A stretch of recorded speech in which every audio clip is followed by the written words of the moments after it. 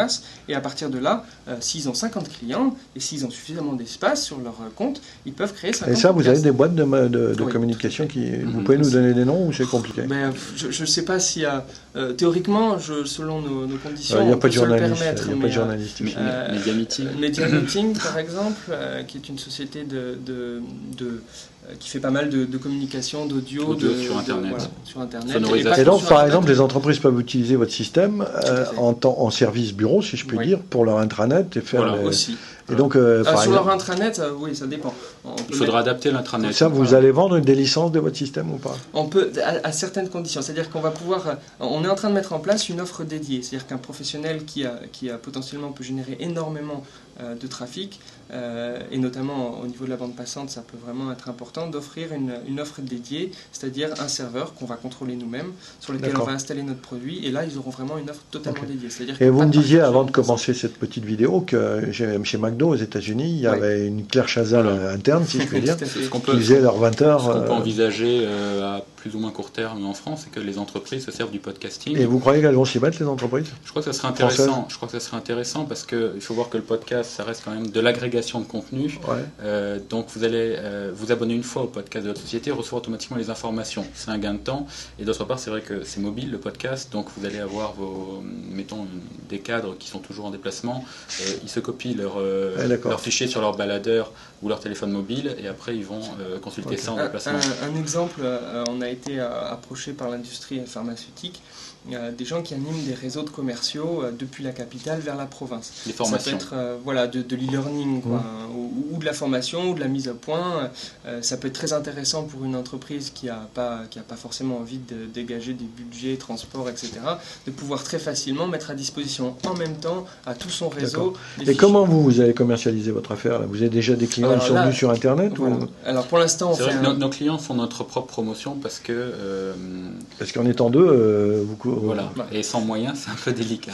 Mais on se fait connaître, on a une petite réputation, on a des surprises. Hier encore, on passait sur une chaîne du jeu vidéo câblé, Game One. Et c'est surprenant parce qu'on n'est même pas. On a des bonnes surprises. Alors, on va peut-être revenir à notre démo quand même. Revenir au mouton. Alors, on met à jour le podcast est créé. A priori, le blog existe. On est dans le podcast de test. Voilà, le podcast de test. On va ouvrir le podcast test. Il est créé, il existe. Donc ça, c'est le blog qui a été créé pour supporter le podcast. Voilà, c'est ça. Donc alors, maintenant, vous avez déjà un site internet. Et vous n'êtes pas intéressé par le blog. Le blog, là. On peut revenir sur le blog? Paramètres le blog. Alors, le blog est pas beau. Vous l'aimez pas, mettons. Ouais, je l'aime pas. Alors, déjà, on va pouvoir ici gérer l'allure du blog. Ah, d'accord. Vous avez une trentaine de designs qui sont... C'est vous qui l'avez fait aussi, ça? Tout à fait. Et pour nos formules pro, on met à disposition notre savoir en termes de création de graphisme. On peut tout à fait paramétrer, mettre aux couleurs de l'entreprise, insérer un logo, faire quelque chose de totalement... Les blogs sont à 100% paramétrables. Voilà. Okay. Donc on peut créer le support. Et au-delà de ça, si on ne veut pas du blog, on peut désactiver le blog et le rediriger vers une autre adresse. Donc, qui pourrait être un blog déjà existant, par exemple. C'est ça. Voilà, l'idée, c'est de ne pas faire un doublon. Quand vous avez déjà un blog ou un site internet, pour éviter vos visiteurs d'abord à aller voir encore une autre page, vous pouvez fermer votre blog et on a une petite fonction qui va générer un code HTML qui va produire un bouton d'abonnement que vous allez inclure dans votre blog ou votre site existant. Voilà. Alors là, qu'est-ce que c'est que ces bitognons qui sont au bout de ligne là? Alors, ce sont toutes les fonctions du podcast. Donc là, par exemple, on va prendre un podcast où il y a quelques épisodes, notre podcast. Vous pouvez afficher la liste. Donc vous verrez la liste de l'ensemble des podcasts, des épisodes. On peut créer un nouvel épisode directement depuis ici, mais on peut aussi, alors fonction intéressante, ajouter un épisode. Oui, ajouter l'épisode forcément, ce qui est assez intéressant. Alors là, c'est une plateforme d'administration, mais pour l'épisode lui-même, il va être créé dans un autre logiciel. Tout à fait. Alors là, pour l'instant, ça c'est un autre projet. Ça c'est pas intégré chez vous. On diffuse le contenu. Voilà. La vidéo aussi. Le contenu, on le crée pas. On a l'espace, on a la bande passante, parce que le podcasting est un. Vous êtes hébergé où? Vous êtes hébergé où? Une société, voilà. D'accord. Et pour la bande passante, vous payez quoi? Conséquence. Un certain prix. Un certain prix. Voilà. C'est une bande passante de combien? C'est une grosse bande passante. C'est quoi, 10 gigas? Beaucoup plus. Beaucoup plus. Il parle en gigaoctets. Beaucoup moins. Giga, oui, non, beaucoup moins. Giga, non, Oui, excusez-moi. On n'est pas sur... on est à plusieurs centaines de mégaoctets. C'est vrai qu'on n'a pas encore les besoins d'un Dailymotion ou un YouTube. 10 gigas, c'est même pas OVH tout entier, je crois. Si.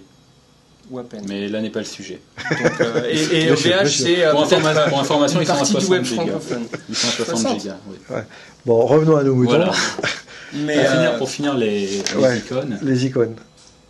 Donc on a là donc tous les outils qui permettent justement, quand on a fermé son blog, d'exporter le contenu qui est mis en ligne sur Libcast, et notamment donc des liens de redirection vers le blog, le podcast, mais tous les épisodes qu'on a postés peuvent être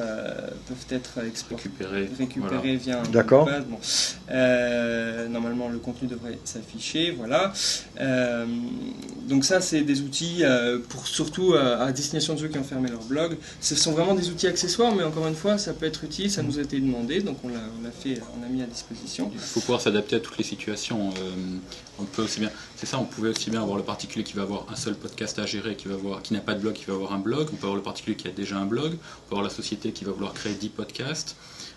Alors pourquoi une société crée 10 podcasts différents? On peut avoir le podcast qui va être commercial, purement, s'ils vendent un produit. On va avoir le podcast qui va promouvoir le produit. Pour l'extérieur, ou pour l'intérieur, ou pour les deux?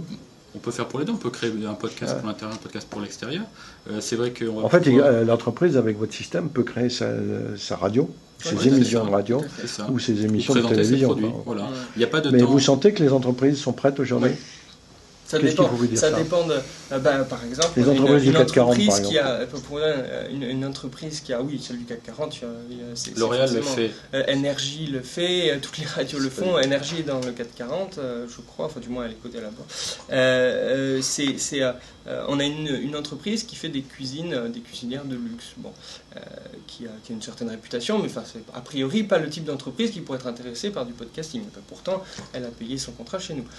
Donc voilà, c'est vraiment aujourd'hui, c'est une forme de marketing qui est très efficace, mais qui est nouvelle, dans la mesure où vous n'allez pas pouvoir faire de la publicité, la mettre en ligne sur un podcast, ça n'intéressera pas vos clients, on ne souscrit pas à la publicité. Mais pour quelqu'un qui fait de la cuisine, faire un podcast sur la cuisine, comment on cuisine, des recettes de cuisine, et montrer que quand on cuisine avec son produit, c'est-à-dire en l'occurrence sa cuisinière. Voilà, ça c'est un marketing plus efficace. Si on prend l'exemple de L'Oréal, vous avez L'Oréal qui prend ses produits, qui fait un podcast, et vous avez un épisode par produit, et vous avez le coiffeur star phare de L'Oréal qui va vous présenter sur un mannequin les coiffures qu'on peut faire. Et ça c'est disponible à partir de leur site web? Oui, il y a un bouton d'abonnement à leur podcast. Donc on ne souscrit pas à de la publicité, on souscrit à un contenu qui nous intéresse. Et comme on est intéressé, forcément, on est bien plus la cible est à 100%. On a encore des choses à voir sur la démo. La création de podcast est relativement simple. Après, et on voit là combien il nous reste de place là. En rouge, tout à fait. Voilà, donc ça c'est l'espace qui reste. Épisode. On peut ajouter un épisode donc simplement. On va passer les détails, mais juste un titre. Un dernier mot sur les entreprises. Je crois que ça permet d'établir une certaine proximité. Quand on a le clip institutionnel sur TF1 pour L'Oréal, c'est beau, mais c'est très impersonnel. Tandis que le podcast va être beaucoup plus axé sur les conseils, l'utilisation du produit. D'accord. Alors là, vous avez créé votre... Voilà, on va aller dans... vous chargez votre fichier. On va prendre un peu de musique. On va mettre quelque chose de léger a priori. Enregistrer, chargement. Ça c'est une interface pour on peut directement, l'épisode est créé. Quand on revient au blog, évidemment, il y a un premier épisode. On peut écouter, c'est mon oncle qui parle, je pense que ça n'a pas beaucoup d'intérêt. Et là, par contre... C'est quoi le player que vous avez mis là? C'est un player flash, très simple mais très efficace, avec le chargement, des petites informations. Là, on a l'intérêt du blog, comme c'est une structure de promotion du podcast.